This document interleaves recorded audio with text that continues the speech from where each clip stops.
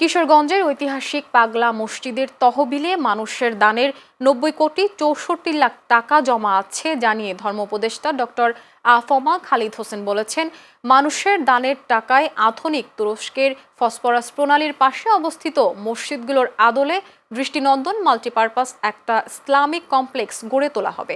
আজ পাগলা মসজিদ পরিদর্শন শেষে সাংবাদিকদের তিনি এসব তথ্য জানান।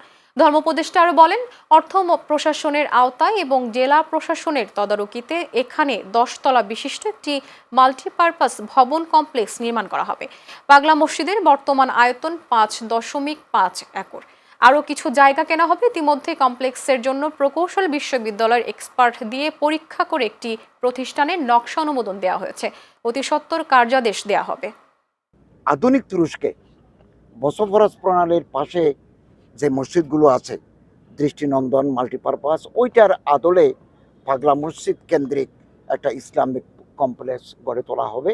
এবং এই মুহূর্তে পাগলা মসজিদের অ্যাকাউন্টে 90,64,00,000 টাকা জমা আছে এবং 12 সদস্যীয় বিশিষ্ট কমিটি জেলা প্রশাসক মহোদয়ের নেতৃত্বে ওনারা কাজ করে যাচ্ছেন।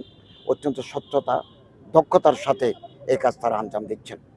আমি আশা করছি অন্তর্বর্তীকালীন সরকার যতদিন আছেন নির্বাচনের আগ মুহূর্ত পর্যন্ত এই সময়ের মধ্যে আমি নিজে এসে এই কমপ্লেক্সের ভিত্তি স্থাপন করতে পারবো।